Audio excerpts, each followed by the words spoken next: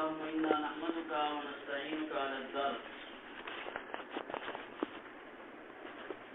يا ناصر يا نصير انصرنا وصلى الله على محمد النبي الأمي أما بعد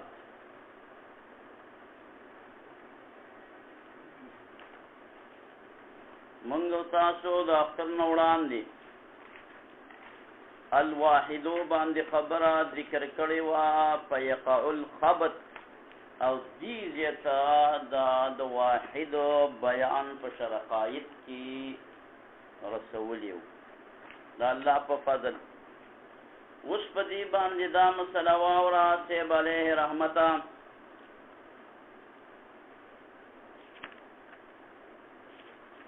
د توحید په مسله باندې لګ شان ترنا دا ور باندې واورا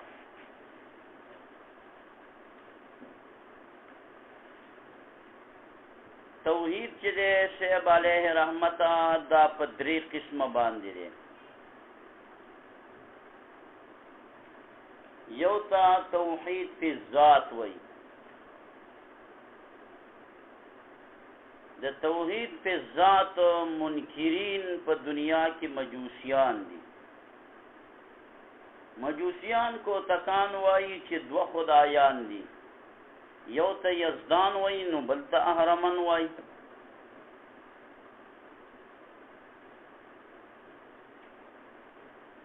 او په بریتانو باندې ګوتی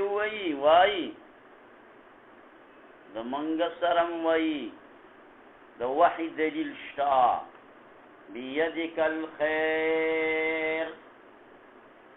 الله پاک ته چې خطاب راغلی دی د نبی له طرفه بیدک الخير شر فکرانه له معلومیږي وای دا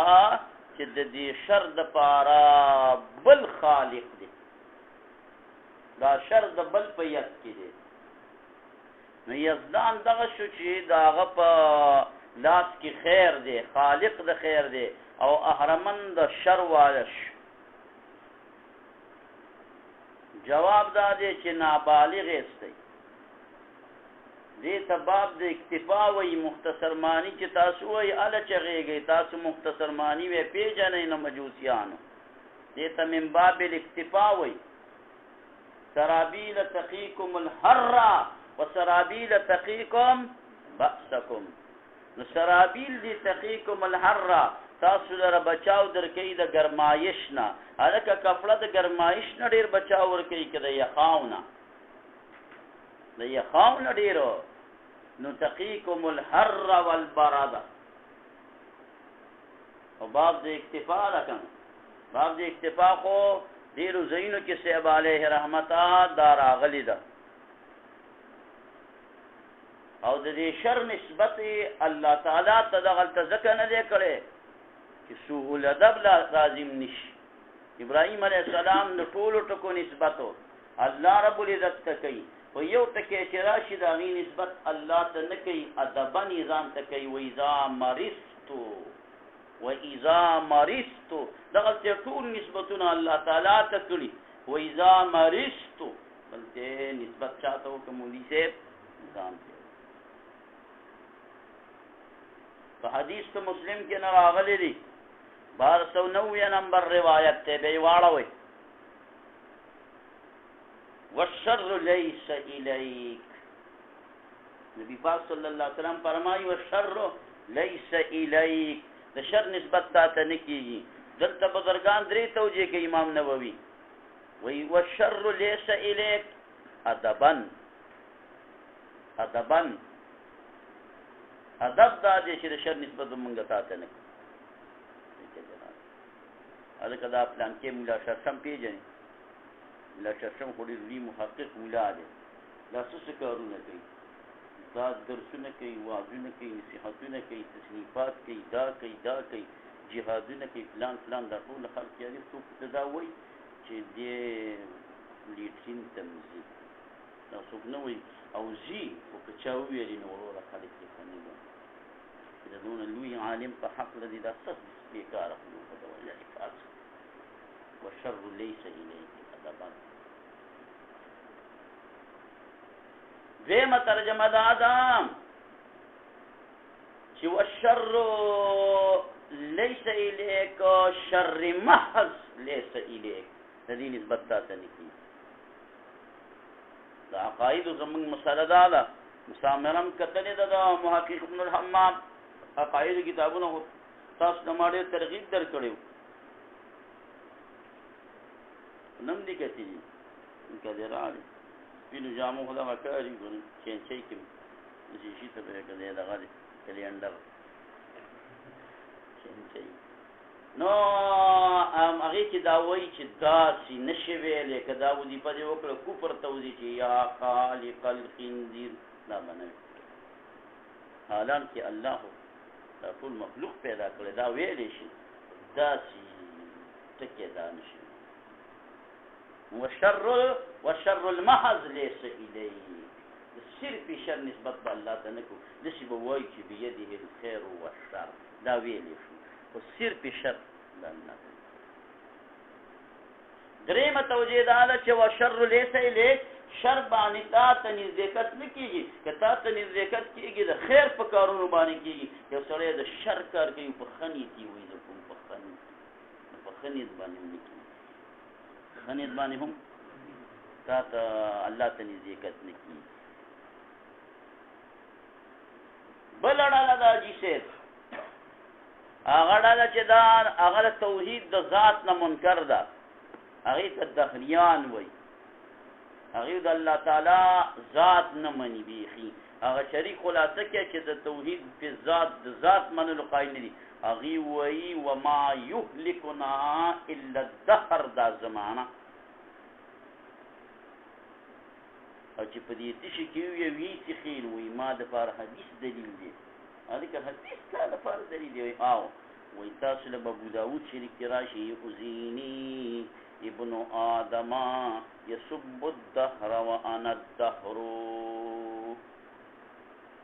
یؤذیني ابن آدم خفقی مالرا ابن آدم یسب الدهر کنزلی کوي زمانی تا وانا الدهر ز زمانی ما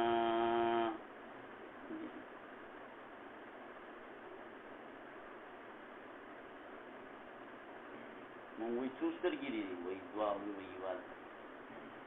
دا ښه جواب څو سترګې دي وایي دوه مونږ وایي یوه ده ته دا دویمه باندې وګوره دې حدیث اخیر ته لاړ شه د دې د نن زمانې د نوي رڼا والے ملیان د کتاب نه نیمه خبره لري دلیل لپاره اخوا ورپسې اقلب الليل والنهار دغه حدیث کې دا ټکی هم راغلی دی اقلب الليل والنهار دا لیل نهار ته اړول نهار دی لیل ته اړولو کار زما دی اقلب دا که زمانه چیز خو دغه لیل او نهار دي که نو دا لیل او نهار د دې خالق څوک شو الله او انا الدهر دا معنا ده چې زمانه زه اړوم لړوم نو چې اوس څوک په زماني اعتراض کوي د اعتراض په ما باندې دی کړم فکر دې راغلی یا لکه دا ببوزې یو طالب استاد ته ببوزې وایي او بل طالب چې کوم دی ببوزې ته کنځلې وکړي ته تاویږي تا دې طالب ته کنځله نه شو ستا نسکوټر ته څوک کنځلې وکړي په وړاندې باندې ورشي ته ووایم تا ته کنځله نه شوه دا توجیه چې کوم نه فتح الباری کې حافظ ابن حجر کړی د پړومبي جلد 566 باندې او بعض علماء کرام فرمایي چې دهر په معنا د ظاهر دی نو دا ظاهر چې دی نو دا د الله پاک جل جلاله نومونه کې یو نوم دی یا دهرو یا دهارو یا دهورو دا دغه قبیلې نه دی یا دهرو یا دهارو یا دهورو څوک چې حزب البحر وایي دا به وایي یا دهر معنا دا ده چې د صاحب ته خالق د زمانې مالک د زمانې اوس همي سړی په یاد دهر باندې څه کېږي دویم توحید په صفات دی توحید په صفات هلکه صفاتو کې الله تعالی سره څوک شریک نشته دا هر څه د الله پاک د نظر د لاندې دي هر څه اینی دا قسمه صفت به بل چاله نه ورکوي دا هر څه الله جل جلاله اوري دا صفت د بل چان دی په هر څه باندې الله تعالی خبردار دی فما کانو فما یکونو سبحان د صفت د بل چانه دریم توحید د افعال ده تاثیر بالذات الله جل جلاله تاثیر حقیقی الله جل جلاله ها یعنی ژوند کول الله کوي مړ کول الله کوي ځامن ور کول الله کوي فکر راړي مالدار کول الله کوي غریب ول الله کوي اغنا واقنا دا دریوش د توحید د پاره څلور مراتب دي شاه ولی الله رحمه الله ذکر کړی لومبۍ مرتبه هغه دا چې الله تعالی په واجب الوجود کې دو کې منفرد دی فرجع البصر ثم ارجع البصر څومره چې نظر ګرځي خدا الله نه غیر بل واجب الوجود پیدا نه کوي اوس په دې واجب الوجود کې به موږ تحقیق کړی پروس کالم پکې کړی دی څکاري څه دغه کېږي چې دا موجود په څو قسمه باندې موجود په دوه قسمه باندې ها یو موجود دی غیره دی او یو موجود فی نفسه دی موجود دی غیره دی ته چې دا غدا موجودواله دا په بل چا باندې ور موقوف او موجود بنفسه دی ته ویل کېږي چې دا غدا موجودواله په بل چا باندې موقوف نه وي بیا چې د شیب علیه رحمته دا موجود په نفسه په درې قسمه باندې یو موجود په نفسه لغیره دی او یو موجود په نفسه بنفسه دی او یو موجود په نفسه لنفسه دی دا اولنې موجود په نفسه لغیره چې دی دام خارج کی محتاج دی خارج کی محتاج دی او دا دویم چې کوم دی په نفسه بنفسه نو دا خو په خارج کې محل ته محتاج نه دی لیکن مجعول بالجعل ده مجعول بالجعل دا معنا را لکه د اولنی مثال شو اعراض د دې دوی مثال شو جواهر او کدا دیوال جوهر دی هم د چا په جغل مجعول شوی چا په جغل مجعول شوی او دا دریم چې کوم دی مولوی صاحب نه محل ته محتاج دی او نه مجعول بالجعل دی تحقیق واجب الوجود دقیق آیات کنو دیر بخی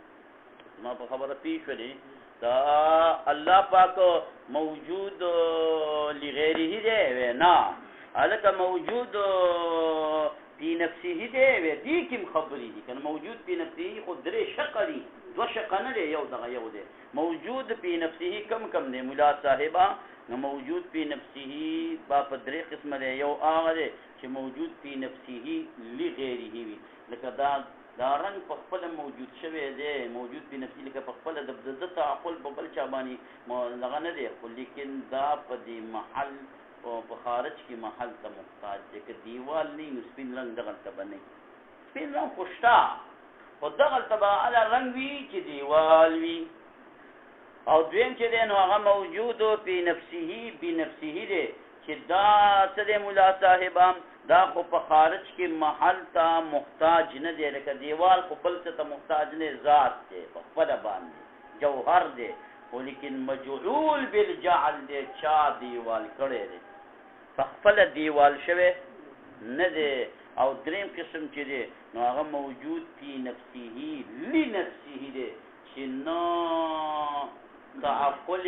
د هغې بنا دی په تعقل د غیر باندې آزاد نه داسې شوی دی صاحب علیه رحمتان او نه داسې قصه پکې دغه شوی ده دا راغلی دام چې ګنې دا چاته مجعول د جعل ته نو دا خبره به یاده کوي چې یو موجود هغه لغیره شو بل موجود فی نفسه شو موجود فی نفسه په درې قسمه باندې شو یو موجود فی نفسه موجود فی نفسه لغیره شو بل موجود فی نفسه بنفسه شو دا دوان الله پاک باندې اطلاق نکیږي او یو موجود فی نفسه لنفسه شو د دې اطلاق په الله جل جلاله د موجود الاطلاق په الله کې چې له پوری نه یو کړي طالب ما ترین سره یو بل فکر نه دا تشریح د ځان سیاق سره دا په کار راځي نو مولوی صاحب د توحید څلور مراتب دی یو دا دی چې دا واجب الوجود کې الله تعالی څه شی دی منفرد دی بل واجب الوجود نشته نمبر 2 تخلیق خالق صرف یو الله جل جلاله دی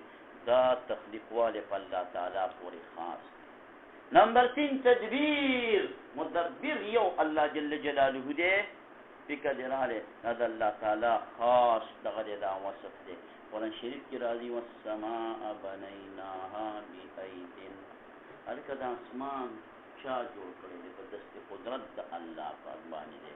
او به چې خدای جوړ کړی دی دا کومه پراخي راځي ډیره زمانہ او غدواله اټواله لوړواله چټواله فکر دراله زمانہ او غدواله رڼاګانی او په کې دا کېږي دا راځي فلان فلان فلان فلان کسی په تاریخ کې راځي ملائکه او تخیل بیا چې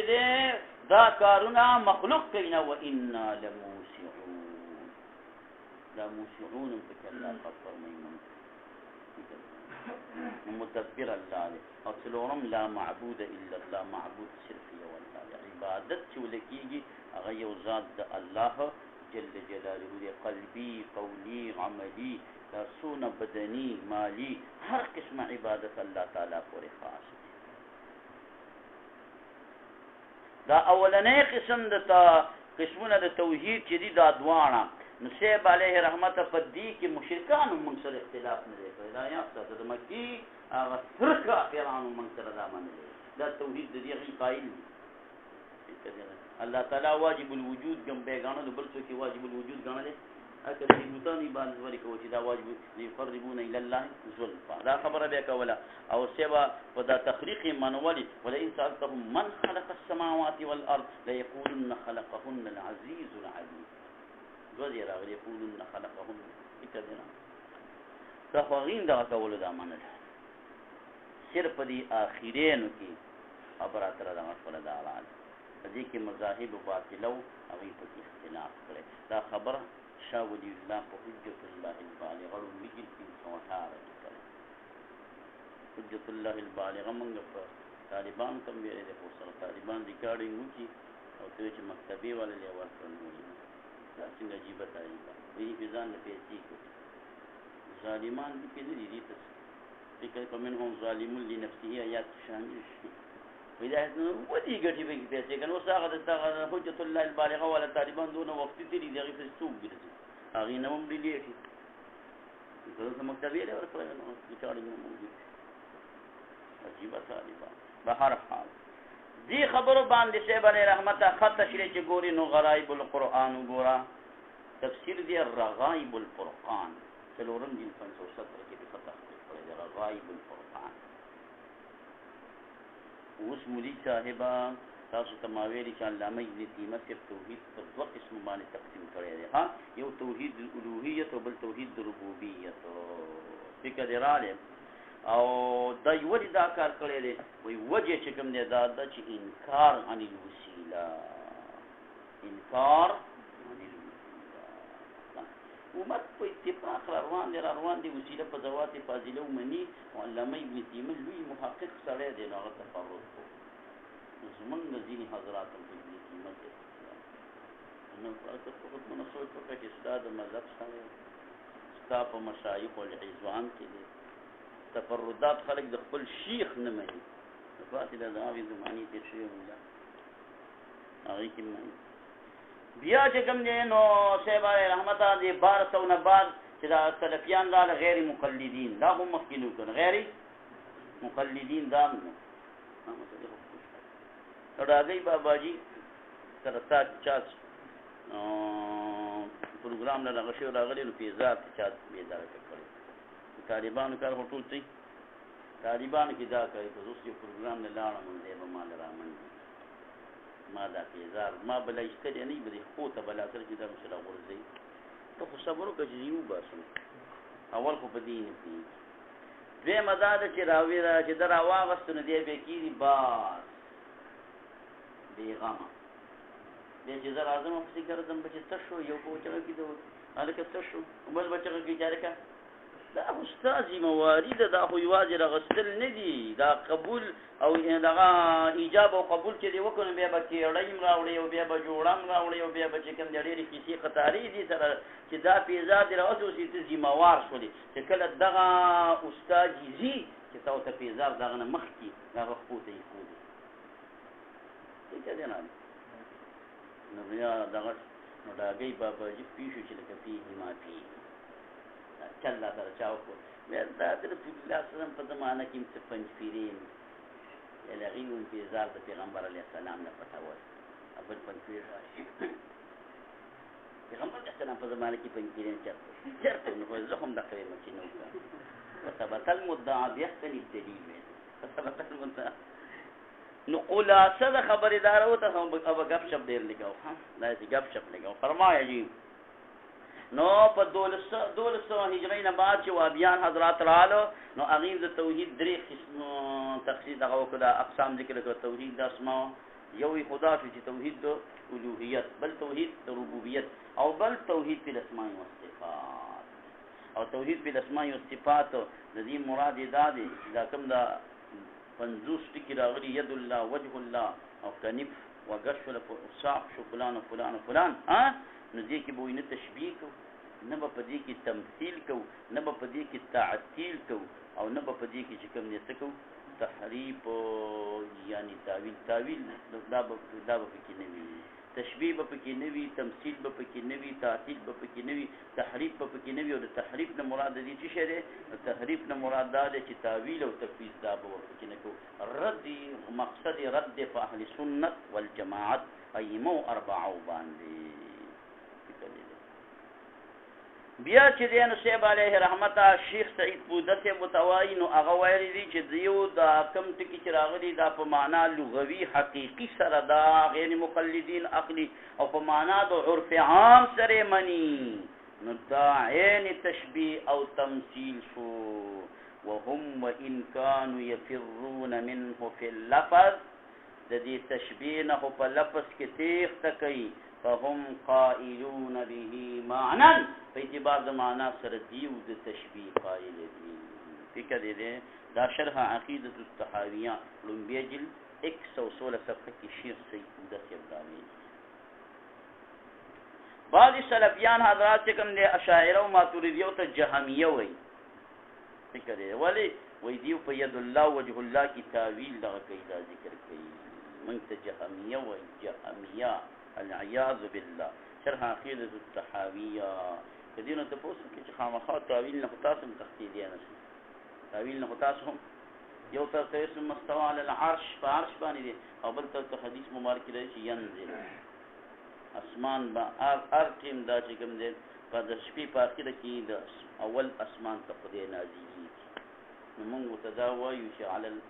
ثم استوى على العرش فعرش باندې تاسو قائم دی او بیا دا حدیث منی چې ينزل دا نازلېږي د شپې په اخره کې نو اوس هم یو ځای کې د شپې اخره ای به که نه به سعودي نه اخوا ملکونو کې اوس د شپې اخره فکر داسې په 24 ګنټو کې یو پاو یو نیمه ګنټه څوک نشي ثابتولی چې هغه کې د شپې اخره نه وي نو دا خو چې شپې په اخره راکوزېږي اوس تاسو اوس په اسمان باندې شو که په عرش باندې شو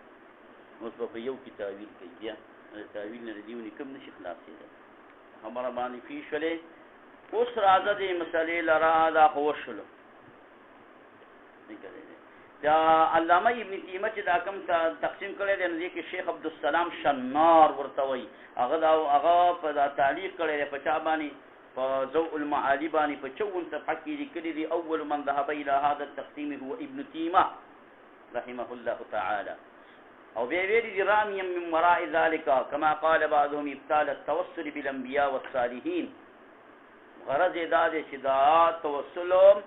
په ذوات فاضله او دا باطل دی ووسم المتوسلين بالشرك او چې څوک ته توسل کوي په ذوات فاضله نو هغې باندې نښه ایښودې ده د شرک نو نسبت یې کړی دی سلف صالح ته او کبار ائمه مسلمین قائلین بجواز التصور الى الشرك شرکا توبه فوقع بخطأ عظیم وضلال مبین وی په خطرناک خطایی کې واقع شوی دی فکر دی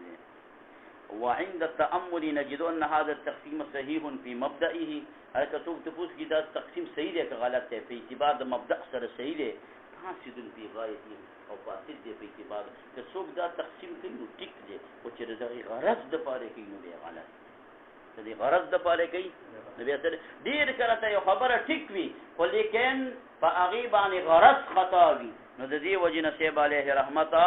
هغه خبره موږ د خلکو ولې نه منو، موږ وایي غرض خطا دی. کلمة حق اريد بها الباطل ان الحكم الا لله سید ټکی دی، ولیکن دقل ته پکې مسله دغه دی کې راغلی وه. ولی دا تقسیم په اعتبار د مبدأ سره ولې ټیک دی؟ عبدالسلام شنار فرمایي په اعتبار د مبدأ سره ځکه ټیک دی چې د دین علاوه زمونږ علماو دا تقسیم کړی دی. ذوق المعالی کې ملا علی قاري کړی دی، یوه علامه بابرتی رحمه الله په شرح د عقیدة الطحاویه کې کړی دی، دا زمونږ حزبي فقیه دی فکر دی راغلی. شیخ عبدالفتاح غدا په کلمات فی کشف الاباطیل کې کړی دی، خو د دیو خلکو غایه فاسده نه ده، دیو کړی د خو دغه باندې د دې دپاره نه کړی چې په دې سره څه ثابته شي ملا صاحبه، په دې سره وسیله دغه شي دا تباه او برباد شي. نه نه نه دا خبره چې کوم دی په دې کې نه نشته راغلی فکر دی را. اوس راځه ملا صاحبه علامه شهرستاني صاحب عبدالکریم شهرستاني صاحب پیژنئ چې متوفا 548 دی، خاني زماني مولا دی، د نن نه 900 کاله وړاندې تیر شوی دی. هغه فرمایي چې ان الله تعالی واحد فی ذاته، الله تعالی واحد دی په اعتبار د ذات سره، لا قسیم له قسیم ولرا نشتا، لا قسیم له قسیم ولرا نشتا. ګوره کلمه ته وګوره، کلمه په څو قسمه باندې ده، په درې، یو اسم دی، بل فعل دی، بل حرف دی. نو دا اسم په کلمه کې لا شریک نه دی، قسیم لري حرف، قسیم لري فعل، خدای پاک چې کوم دی لا شریک، قسیم نه لري، چې قسیم یې نشته خو بس خبره. او بیا سوی ملا سے فرمائی وواحد فی صفاته، او الله جل جلاله چې واحد دی په اعتبار د خپل صفات سره، الازلی لا نظیر له، د الله نظیر نشته. الله چې څنګه سمیع دی داسې نظیر نه لري، الله چې څنګه بصیر دی داسې سمیع نه لري. فکر دی راغلی. وواحد فی افعاله، فخپل افعالو کې نه واحد دی، لا شریک له، شریک نه لري، په دې افعال کې بل شریک نشته. نو په ذات کې الله واحد دی، لا قسیم له، په صفاتو کې الله واحد دی، لا نظیر له، په افعالو کې الله واحد دی، لا شریک له. الملل والنحل لومبی جلد 55 صفحه په هغې کې نه دا راغلې ده. همدغه رنګې قریبه خبره کړې ده علامه ابن البطه په دویم جلد 172 صفحه کې د کتاب دی الابانه. الابانه شیخ عبدالغنی میدانی رحمه الله تعالی ورته وایي، هغه وایي دا وحدت د الله تعالی سلبي صفت دی، او د دې وحدت اطلاق په دریو باندې کېږي، قسمونو باندې کې، وحدت فی الذات، وحدت فی الصفات، وحدت فی الافعال. ګوره دا توحید یاد کې کړي، ذات، صفات، افعال. علامه محمد امین صفدر اوکاړوي رحم الله فرمایي چې د صوفیه کرامو په دربار کې توحید په درې قسمه باندې دی. یو توحید ایمانی دی، لا معبود الا الله، د دې د منلو نه غیر سړی مومن نشي جوړېدلی.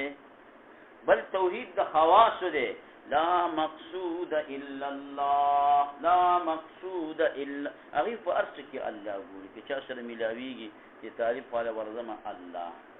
لا مقصود الا الله. ذکر دی راځي هلکه زونه چې د الله پاک جل جلاله ملاقات دی، راځه چې زونه لاړې مریض تپوس وکړي، دا خو ویل موږ مریض تپوس لاړو چې د الله پاک ملاقات ته ځي. الله پاک د قیامت بنده ته وایي چې زه بیمار شوی زما تپوس له ولې نه وکړه. معنه دا ده که ته دغلته مریض له راغلی وې نو زه به دې منډلی، نو زه به دې منډلی. فکر دې دی هلکه یو ډوډۍ الله پاک له وړم، نو الله پاک ډوډۍ نه خوري که نه، هغه چې څوک وږی دی هغه له دې ویوړله نو وایي که تا ته خوړلی وې نو زه به دې منتلی زه وایي وږی شوی وم تا نه ما ډوډۍ غوښتې او ما له ډوډۍ نه راکړ ورځ د قیامت به الله پاچا ته وایي بنده ته وایي که نه به وایي لا مقصود الا الله ذکر دی راغلی هر کار کې د الله رضا به دې مراد مون ولې کومه الله دپاره ولې مولي صاحبه دام توحید